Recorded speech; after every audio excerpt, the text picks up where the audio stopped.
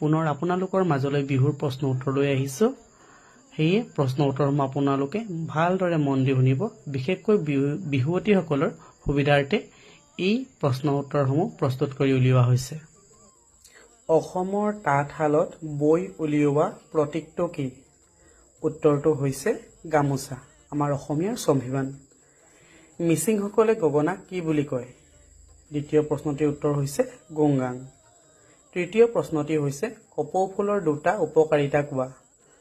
উত্তৰ কপৌ ফুল খোপাত গুজিলে মূৰত ওকণি নহয়, দ্বিতীয়তে মূৰ ঘূৰণি নহয়।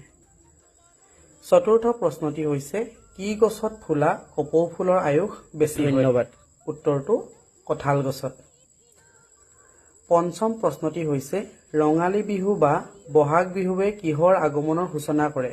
উত্তৰটো হৈছে অসমীয়া নৱবৰ্ষৰ।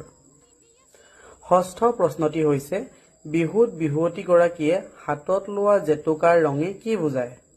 উত্তৰটি হৈছে সৃষ্টিৰ বাবে উপযুক্ততাক বুজায়। সপ্তম প্ৰশ্নটি হৈছে সুতুলিক কোন ৰখীয়াৰ বাদ্য বুলি কোৱা হয়?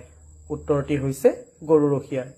আপোনালোকৰ মোৰ বিহু বিষয়ৰ ভিডিঅ'সমূহ যদি ভাল লাগে সকলোৱে লাইক, কমেণ্ট, শ্বেয়াৰ কৰি মোক আগুৱাই যোৱাত সহায় কৰিব আৰু আগলৈ এনেধৰণৰ প্ৰশ্ন উত্তৰ পাই থাকিব।